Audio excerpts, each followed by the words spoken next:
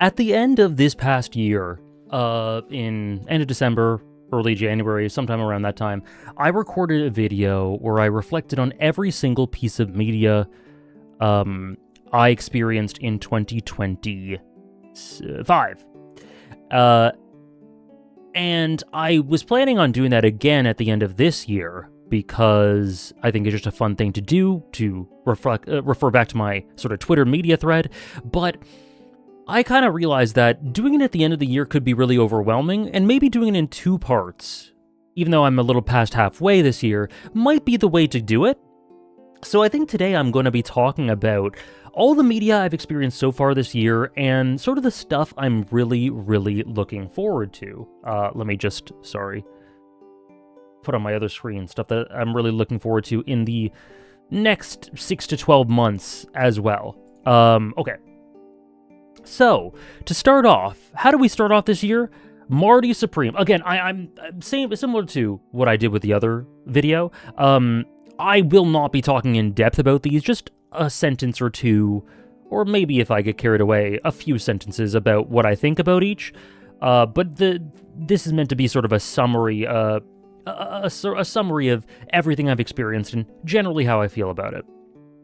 We started the year in a very strong way with Marty Supreme, which I think, personally for me, became, after reflecting on it, a favorite film of mine. I wouldn't say it's like a top 5, top 10 film of all time, but this is definitely a favorite. I think Timothée Chalamet was really, really good. I really liked the character study of Marty. It was thoroughly entertaining, and yeah, I really like the explorations of sort of the sport mentality and how that integrated with Marty's character. It was great. It was thoroughly entertaining and great thought food as well. And it actually got me into some works from the same director, Uncut Gems. This one I didn't like as much as Marty Supreme, but it was still a fun time. What I've noticed very quickly about Safdie's work is it's very stressful.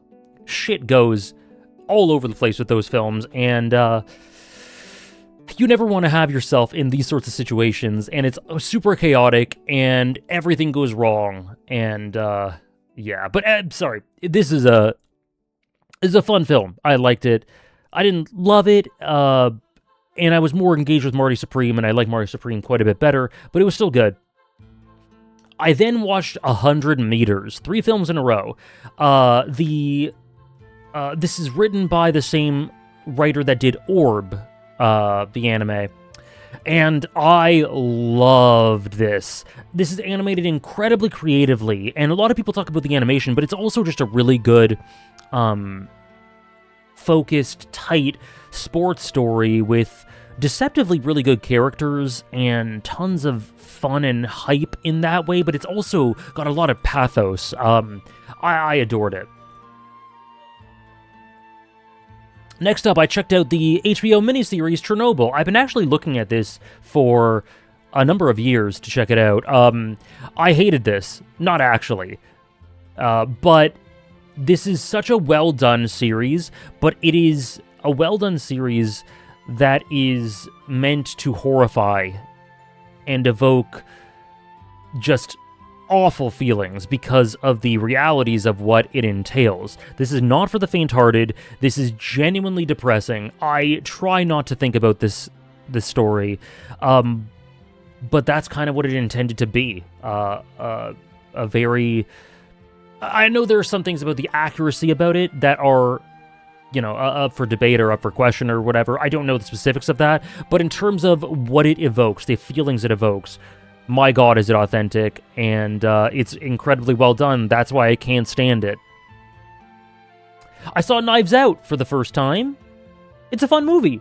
Some people thought this was like passive-aggressive when I just said fun. I wasn't. It was a fun movie. I just don't have much to say about it. It's really entertaining. It was good. Gachiakuta I checked out. I like the vibe and aesthetic a lot. I thought I might find myself a bit more immersed in the setting and characters.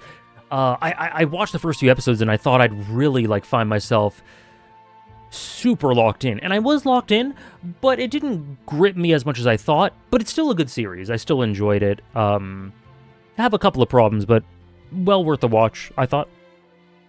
I got introduced to what is now one of my favorite TV shows.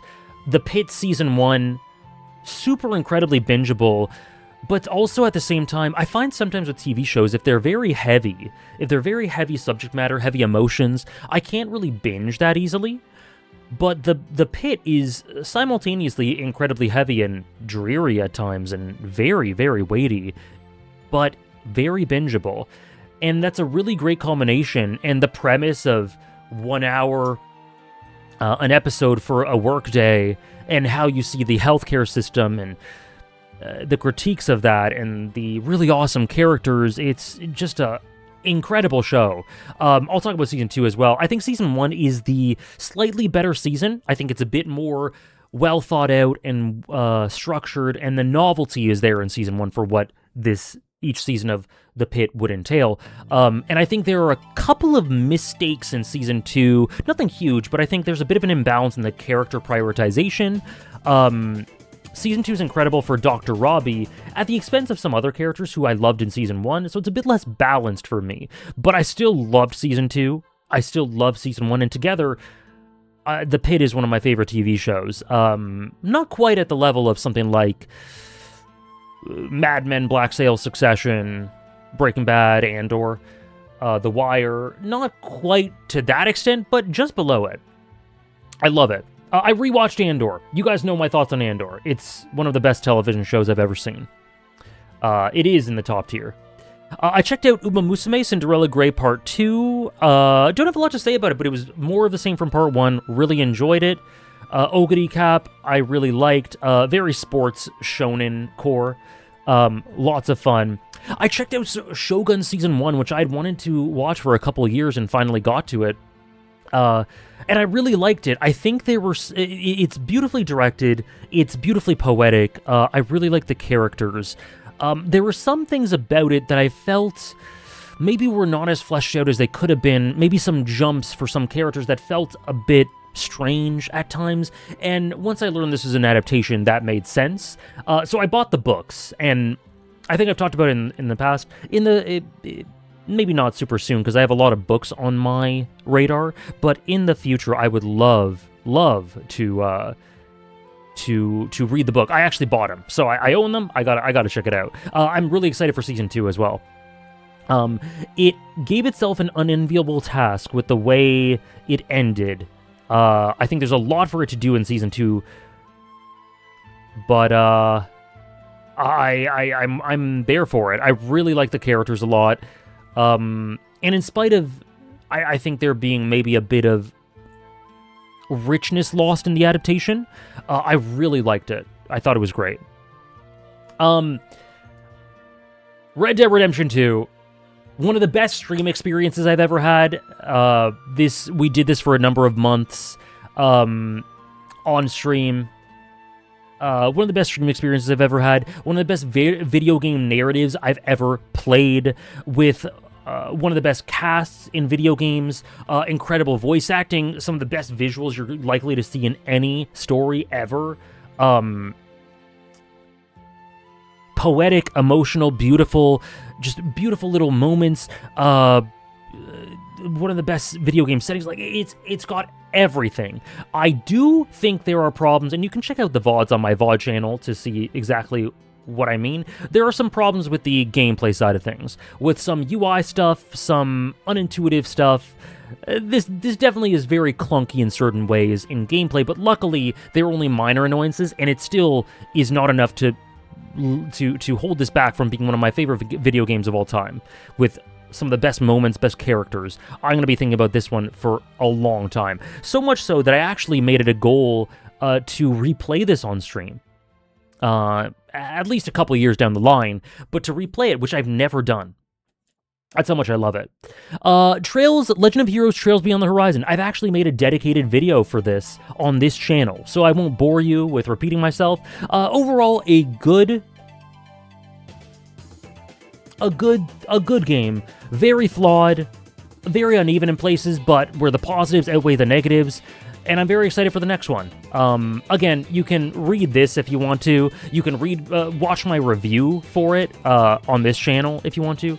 Won't say much more than that, but it was good. It's around the middle for Trails games for me in terms of my ranking.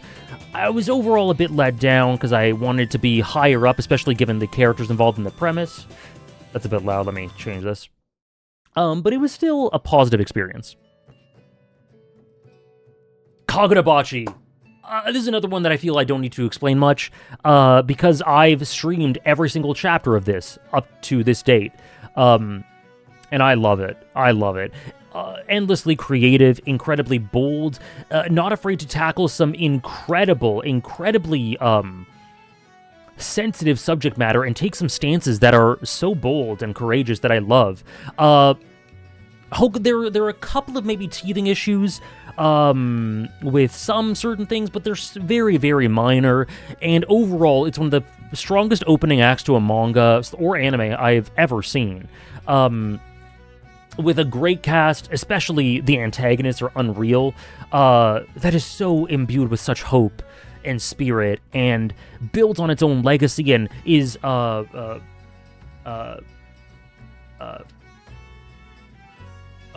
forgetting the word, but it takes inspiration from those that came before and integrates them. It's got a lot of sort of Naruto DNA, Bleach DNA, some Hunter x Hunter stuff, some others. So yeah, but it's completely its own thing, and it's such a beautiful creative work that I can't wait to continue experiencing. A Knight of the Seven Kingdoms Season 1. Like I say here, a breath of fresh air. I love being back in the A Song of Ice and Fire world, and I've been watching House of the Dragon, and I've been enjoying that, but from a different context. The Dunk and Egg story, which I had heard a lot about. You hear about it in the books, you hear about it in the show as well, but I had not experienced this prior. This is new to me. So, falling in love with Dunk and Egg and characters like Lionel, and Baylor, and these beautiful set pieces, it's got the same spirit as A Song of Ice and Fire, and as much as people will try to tell you that A Song of Ice and Fire is grimdark, that simply isn't true. But this holds its hope a bit more outwardly. It holds it is a bit more forthright in portraying its beautiful spirit and soul and optimism. And it's tighter, it's more focused, and I think that makes for a really awesome series. I can't wait for Season 2. I like that it's shorter. I like that the director, the writers, have their story that they want to tell for each episode. They don't feel like they need to belabor the point. If it ends half an hour, it's half an hour. What of it? So I just like the boldness. I like that they aren't trying to be what they're not. They don't feel pressured to be what they're not. Beautifully acted. Visuals are incredible. This is one of the highlights of the year for sure. Oh, and if we're speaking of highlights of the year, let me go quickly on what I would consider them. Let's go. Marty Supreme's one of the highlights. 100 Meters, one of the highlights. The Pit. I won't talk about rewatches. Red Dead Redemption 2, Kagurabachi, and A Knight of the Seven Kingdoms so far. Dispatch. I played this on stream. The VODs are out there. Really fun to discuss and stream, like I said here. Really interesting characters, really interesting moments. Lots of very interesting flaws, and that I think it's fun to discuss about where things go wrong for certain people, and maybe others may disagree and think that's okay, that it's not a problem, where you sit in terms of what you value, and I think the differing opinions on this story, and how the creators did right by it or did wrong by it, and the execution, and how thoughts differ. It's really fascinating. Really glad I checked it out. Very flawed, but very fun. And I'm down to check out if there's more Dispatch in the future. Little Women. Really nice, emotional movie I checked out on a whim, and I really, really liked it. Not a ton to say about it, but it was great. I really enjoyed it. Heated Rivalry. One of the horniest shows I've ever seen in my life. Sports shonen with tons of homoeroticism, which is not super different from sports shonen a lot of the time, but tons of nudity. There's one episode in this show which I think is horrible, just so bad, really cringe, just I think it's really bad. But it's a really entertaining series with some interesting character dynamics. I had a ball watching this. But maybe don't watch this if you don't want someone to if you're going to be embarrassed when someone walks in the room, because there is lots of sex, lots of ass in this. I like this. I liked it. Broadchurch, a British crime drama with a lot of actors I enjoy. Great atmosphere, great portrayal of its setting, really cool direction, really great slow burn mystery through the 3 seasons that builds on itself and does interesting things within itself. This is a gem for me. I really liked it. Until Then, this I think I would consider a highlight of the year so far. Great game. There's this trio in specifics really just... Oh god, what just happened? Oh my gosh. This trio specifically really, really warmed my heart. They are everything to me. And ultimately, Until Then, very painfully taps into a lot of things that are very near and dear to my heart about love and loss and nostalgia and times gone by and maybe losing contact with friends and... or reigniting relationships with friends and thinking back to these beautiful halcyon days, and the how sacred that is. It taps into something so special with that. It loses me a bit when it gets super into the other things that it prioritizes, elements of the plot that I didn't feel it was as strong with. But that doesn't stop it from being an awesome experience, and I put it as an honorable mention on my top 100s and something that's in my almost favorites list on Backlogged. It's a great game. I know I have friends who have this as one of their favorites, and I totally get it and totally relate to what they love about it. I have so much love for Until Then. Beastars, I made a video about Beastars. I watched the final season part 2. I made a video about it. You can check that out if you're interested. Rewatched 7 for the first time since like 2014 or something like that. It's always been one of my favorite movies since I saw it. It's part of the reason that David Fincher is one of, if not my favorite director. And it really is sort of the somber mood of it really shaped a lot of my tastes down the line for really atmospheric, gritty worlds, and sometimes very dreary worlds and lots of rain. If you look at some of the things I like and go, man, this guy is emo as hell. Like how I love the setting of Alan Wake 2 or the setting of Cyberpunk or something like that. A lot of that is because of 7. And I rewatched it and it was actually even better than I remembered. This is an absolute classic and one of my favorite movies of all time. I did a video about Dragon Ball as well. I'd say this is a highlight too of the year so far. I've only read the first part of Dragon Ball, so not Dragon Ball Z, but it was such a joy. It was such a joy. I started it, loved the sort of charm and humor, and then it grew and grew and grew, and I was kind of loving it for just the easy adventure it was and seeing how it inspired some of my favorites, but man, it comes into its own at a certain point in the story, the second Tenkaichi Budokai or so, and it gets incredibly emotional, incredibly heartfelt and forthright, and such candor. And the characters become genuinely awesome.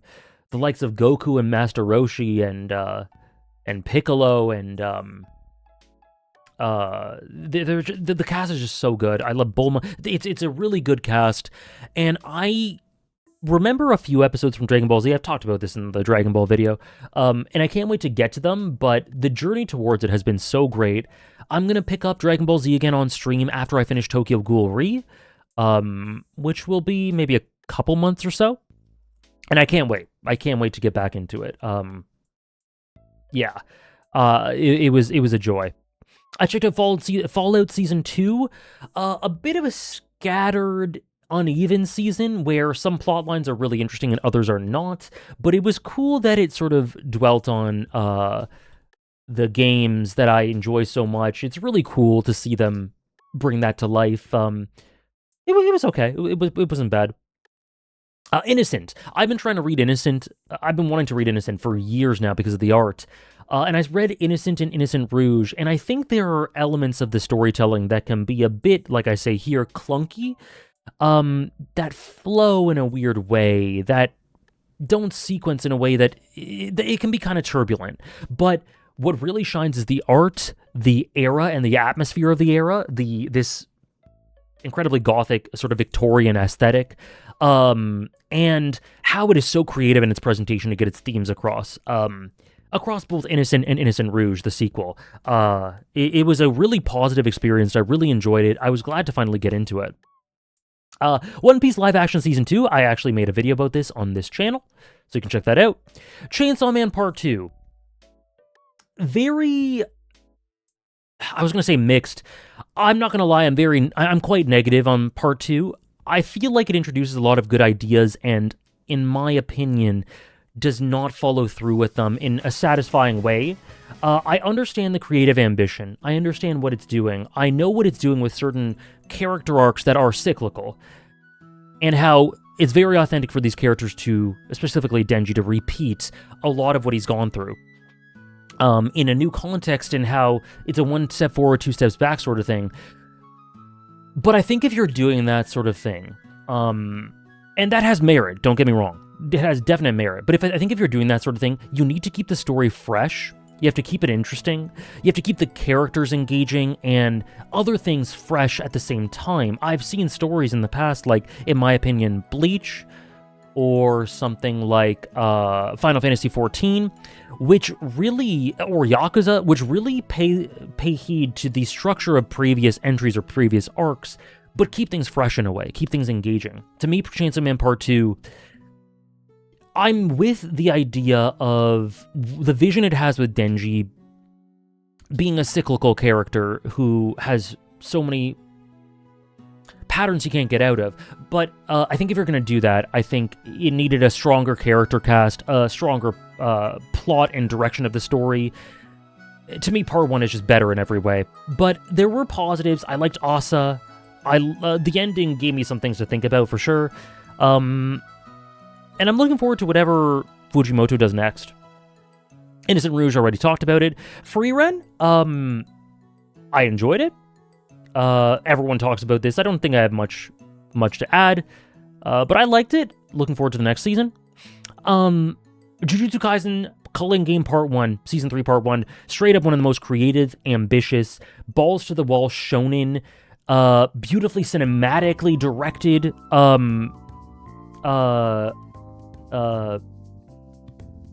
seasons of anime I've ever seen. Adaptation-wise, it's one of the best adaptations, and it's just such creative things with some of the things it does with the OP and how that integrates with Kenjaku. The variety in directing is incredible. From the sort of quiet, cinematic approach to the Higuruma stuff, to the spectacle of the Yuta fight, to the Maki, the awesome, intimate, but at the same time bombastic Maki stuff, the little touches in the direction to show you the details of the characters, like portraying Yuji and Megumi in different character actions as they walk. It's just exceptional season, and I can't wait for the second part, in spite of the shift in staff.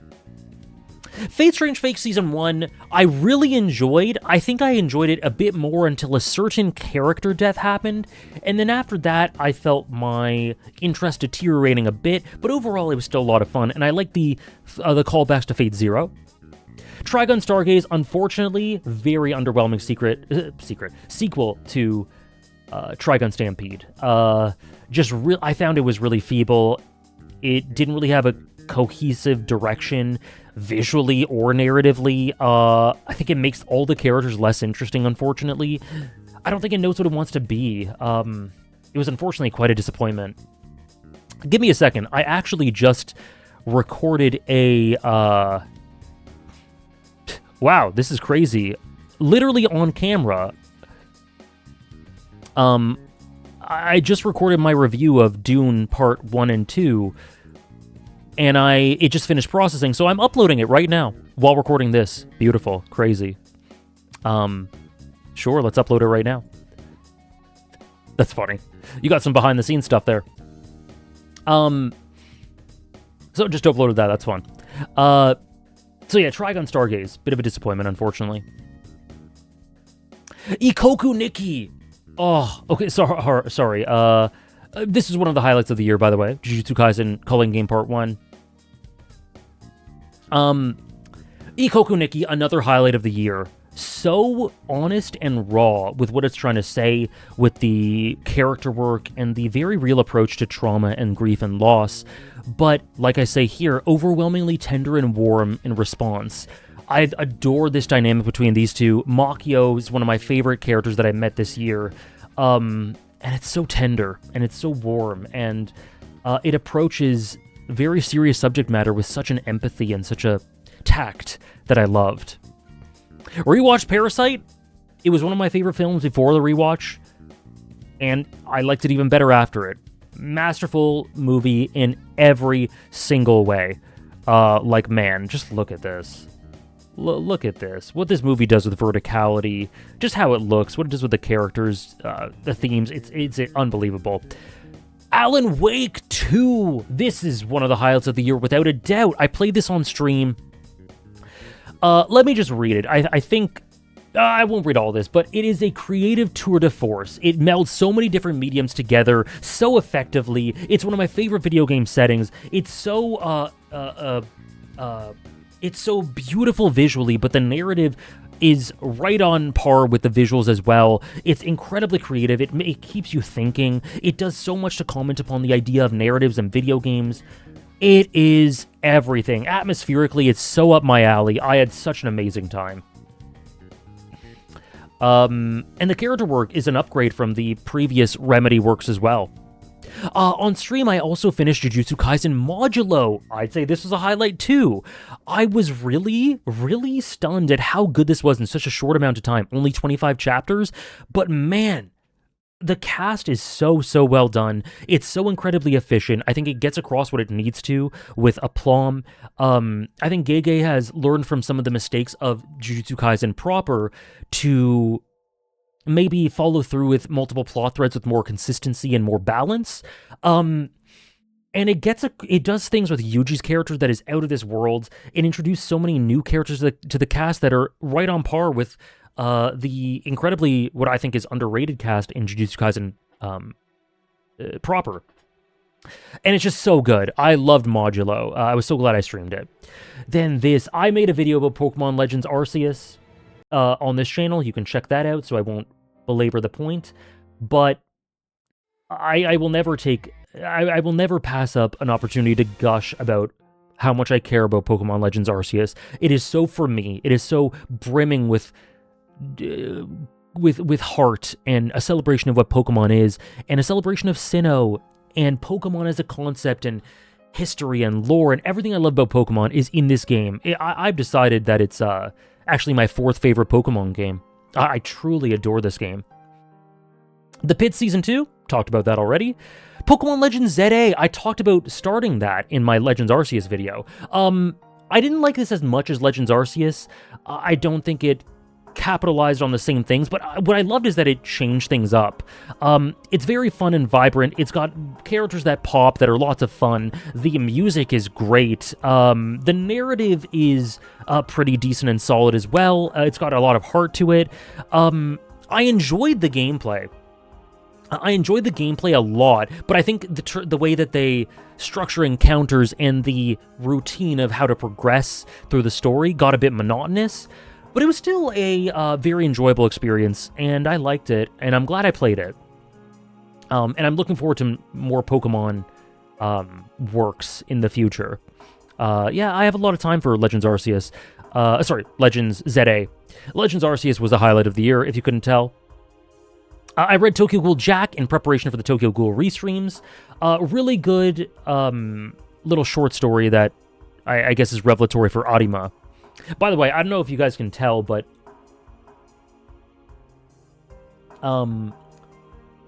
when we go through my media thread, as we start getting to sort of April, May, the likes start tailing off, and you can tell that when the algorithm shifted, much less people actually see my media thread tweets. So if you're noticing you're not seeing them, maybe check in with them every once in a while. Twitter does not push them anymore. The algorithm is all over the place. Anyway, I checked out Interview with the Vampire, which I really enjoyed. Such a surprise. I didn't know what to make of it, but I thoroughly enjoyed the 2 seasons of it. I'm going to check out the 3rd in the future. I describe it as a mix of Sinners and Red Dead Redemption 2. If you experienced all 3, maybe you know what I mean. But it's got really great, nuanced, toxic, ugly, but beautiful character work and relationships and dependencies. Love the setting. Really enjoy the direction. Just all around a really enjoyable show. The latest expansion for Final Fantasy XIV, really enjoyed it.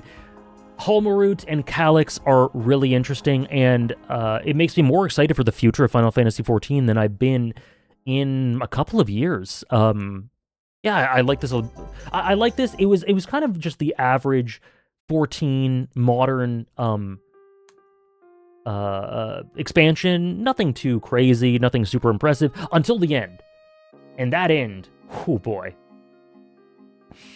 Sentimental Value. I checked out the film Sentimental Value. I really liked it. I've heard a lot about it over the last year or so. It was it was kind of like a mood piece for me. And I really loved the approach to it. It was very tender, but very raw and painful and real. I liked it a lot. I checked out Star Wars Maul, the Shadow Lord, the animated series. Didn't dig super deep for me, but I liked the context for Maul. I liked the characters. The animation and the presentation was quite good. And yeah, this year I've been getting into Star Wars more than I have in ages. And this is a part of it. This is lots of fun. Speaking of my Star Wars Renaissance, Star Wars Knights of the Old Republic. This is a highlight of the year, I think. The gameplay it's not very good, but the narrative is a very classic Star Wars narrative with some really good and dense exploration, and of the premise, some really great characters like Jolee Bindo and Bastila. Bastila is really, really good, and I think it's sort of Star Wars. It's a very classic Star Wars narrative, but it does it really well. Explores the world. It managed to make the world feel more well realized than Star Wars Jedi. For me, Star Wars Jedi Survivor. Oh, sorry, the first one, Fallen Order. With much less, just through the NPC dialogue, the tone, the way that the world building is done. It's so rich. It's so well done, and it made Knights of the Old Republic become sort of a favorite of mine, but that was exacerbated in a little bit. Really enjoyed this. Knights of the Old Republic. I was glad to finally get to it after years of wanting to. The Boys Season 5, not a good series. Not a good season. I rewatched National Treasure, which was a favorite for me a long time ago. It wasn't as good as I remember, but it was funny and entertaining. It's an interesting one to revisit. If you haven't seen this one in a number of years, check it out. It's an interesting thought experiment. In comparison. Red Dead Redemption. I played the sequel to Red Dead Redemption a few months after finishing Red Dead Redemption 2. It's very interesting to compare and contrast this with Red Dead 2. They're very different, while at the same time very clearly having the same soul and spirit. And I was actually incredibly surprised by how effective this was, how hard-hitting it was. I love the streams I did. It's an incredible narrative, and I really, really enjoyed it. It's like every stream, it got better and better to me. And it's just a really good story. I was thoroughly shocked at how good it was. Dorohedoro Season 2, it's a really fucked up series, but great narrative, and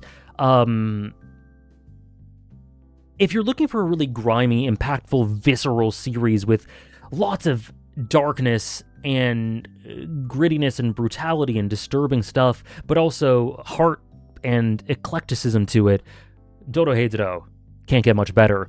Euphoria Season 3, very bad for me. I checked out Soma.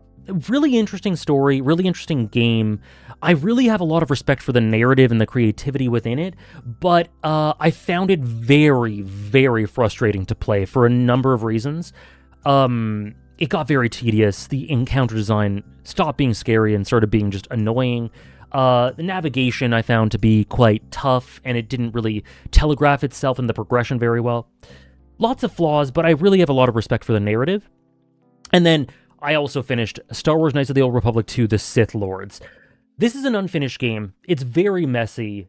It's got lots of problems, more problems than the first one, but it also is the most interesting exploration of the Star Wars concept and themes that I've ever seen. It's unbelievable. It's filled to the brim with incredible characters, incredible payoff and creativity, and it actually, it made Knights of the Old Republic a candidate for the top 100. Let's just put it that way. Really great. Krea's a masterpiece. This affected me so emotionally. I love the setting. I love how it enriches the Star Wars lore and universe. This is a highlight without a doubt. Oh, I could talk about this forever. I wrote a review about it on Backlogged. It is a new favorite, without a doubt. I had actually played it years ago, but this is a replay. I had hardly remembered anything. It was basically like a new play. Obsession. Everyone talked about this movie. With good reason. This is a new favorite movie for me. I think it's genuinely stunning. Stunning visually, one of the most horrifying movies I've ever seen. Incredibly interesting thematic exploration and character exploration. Every character is really good, I think. Especially Nikki and, Nikki, and Bear. Awesome. Love this movie. It's a new favorite. And a highlight. I saw The Night Of, a short little HBO mini-series, 8 episodes, I think. Really good series. I liked it. Very moody, gritty, dark, critiques a lot of things, important messaging. Really liked it. Then I started getting into Resident Evil. I went on a Resident Evil marathon that I'm still currently on because I'm playing Requiem. Really, really enjoyed Resident Evil Biohazard. Great characters and antagonists. Really cool, methodical gameplay. Really, the scariest Resident Evil. Maybe Requiem could change that. I doubt it, though. The scariest Resident Evil for me. Great environmental design, great visuals. I really enjoyed it. Nippon Son Goku, don't have a lot to say about it, but great use of the medium, liked it a lot, more or less what you've heard about this. If you've heard about it, I would just repeat. Witch Hat Atelier Season 1, really liked it. It feels like the introduction of a really epic series that's to come with much more to explore, but, yeah, really like the cast, really like the sort of magic system and how it integrates with some of the themes, visuals. It feels like a really good adaptation. Can't wait for more, and I want to read the manga, maybe on stream. Akane Banashi Season 1's interesting. It is a bit of a mixed bag in the first half or so, overall, with how it adapts certain things, and I would say the manga's better, but man, the big episodes that it prioritizes are incredibly directed, specifically the Kadashi performance, and maybe the finale. And when it does it right, it does it really, really well. It's overall a decent adaptation, solid adaptation. Looking forward to what they do with later stuff. It's one of my favorite series, so I may be a bit more critical of the adaptation than I would be otherwise. It's a decent adaptation. I think it does the job, with some really good highlights. I checked out Off for the first time. This was really interesting because I've been wanting to check this out for almost 10 years or so. And I'm glad I did. I didn't really like the gameplay, but the narrative itself was fascinating, very visceral. You can see why it inspired a lot of my favorite games that are more modern, that came after it, that are my favorites. You can see a lot of the design philosophy in them, in elements of the story. It's got a lot of Silent Hill to it. It's got a great atmosphere, a very brutal story, very upsetting story, and some upsetting messaging. It's very hard-hitting, but God, is it effective. I really enjoy it. I really enjoyed it. This is a highlight as well. Witch Hat Atelier and Akane Banashi, low-key highlights too. Then, speaking of A Night of the Seven Kingdoms, I read the novel. This is where I talked about a couple weeks ago on the channel here that I want to get more into reading, and I have. This is the start of it. Read the novel for Night of the Seven Kingdoms. Really enjoyed it. Really enjoyed comparing and contrasting certain things the series did compared to the novel. Love George R.R. Martin's prose. There's nothing like it. It's just so magnetic and so... It just captivates me. So I love this. This is such a joy. I then read the first Star Wars Phantom Menace novel. I think the prose can be a bit repetitive at times, but I really liked the way it explored the premise, fleshed out certain things, added some extra things. It made the political conflicts a lot more palatable, I found, than they are in the film, where they kind of are presented haphazardly. I liked it. I checked out The Bear's final season, which I really liked. It's one of the best seasons for me. Really good emotional payoff. Yeah, great. I think overall a really good ending. I checked out Moon RPG Remix Adventure. This is one where I love the vision and the creativity, and I love all that it stands for, and I understand why it's like a cult classic. For me, I think it lasts a bit too long. It's a bit too ponderous. In some ways, I wish it did a little more, and I could kind of see the fabric tearing at bits of the experience. But nonetheless, it was a positive experience, and I really admire it, especially because this was done in the 90s. Incredible exploration of what video games are and the joy of them. I checked out Paradise Season 2. I really liked it. I really liked the show. I don't know how many of you guys have checked it out. I really think it's great. Season 2 wasn't quite as good as Season 1, but I still enjoyed it a lot, and it's very ambitious, and I respect it a lot. I have some problems with Season 2, but still, very positive experience. Resident Evil Village? I wasn't expecting this, but this became my second favorite Resident Evil game. The most emotional Resident Evil game. It does incredible things with the idea of, I guess, the everyman hero. I won't say much more than that, but it also has so much to give, so much variety in the narrative, in the antagonists who are so much fun and so good, in the gameplay experience, which was so good. I was hearkening back to my Call of Duty days, sniping people with the sniper in this game.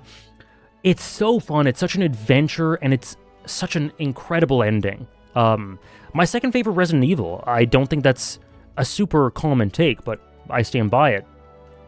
Then I played Fallout New Vegas, all the expansions, Ultimate Edition, and I really enjoyed this. This is a highlight, along with Resident Evil 8, I think.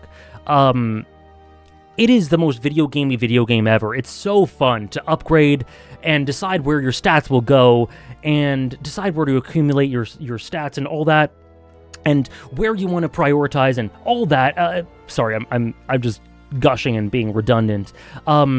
I don't think the DLCs were very strong, but it left me with some really interesting characters that sort of filled out the narrative well. Love the choices and ramifications. Think the dialogue is really good. The exploration of philosophy is incredible, and I love how it dwells on the ever-present element of human nature and how they are in every way doomed to repeat their mistakes, and how progression is about learning from them and not repeating history, but understanding it. Really fascinating, compelling narrative, lots of fun to play, in terms of the progression system. The gunplay, the combat is whatever, but yeah, really good narrative. Then getting to the end, Project Hail Mary, loved it. Made me cry. Star Wars Episode 2 Attack of the Clones novel, again, like Episode 1, I don't like it as much as the Episode 1 novel. It is a bit clunky in the prose, a bit repetitive, but I did like the stuff it added to the relationship with Anakin and Obi-Wan. I did like the context it added, some additional scenes. But I'm currently reading Revenge of the Sith, and it is immediately an upgrade on both books. It's very poetic, it's very visceral and powerful. It explores things I needed to be explored. I can't wait for it to accentuate the Revenge of the Sith film. And then I recently watched this thriller called Stoker. Very creative, great editing, great directing. Had me pondering a lot, which I really enjoyed. Then I saw The Odyssey. I think I have some problems with it in terms of editing. I think Nolan leans on some staples of his films, which I could, if you're curious, I can talk about it in a stream sometime or something, if you want to ask. But that didn't quite work in this film as much. Some jump cuts. I think I would have liked some scenes to breathe a bit more. Some of the use of narration. that kind of made this a bit of a turbulent experience in points, but it is still incredible spectacle. It was tons of fun. I love the horror-esque scenes, the quieter scenes, the sort of supernatural scenes, the siren scene, Circe, the underworld. That's where it shined the most for me. Really good experience. I liked it. And I just put out a video about Dune. So you can check that out if you're interested. Anyways, I gotta cook dinner, which is why I was kind of rushing towards the end there. Hopefully you enjoyed. Let me know about your thoughts on anything I've talked about or my thoughts on any of this.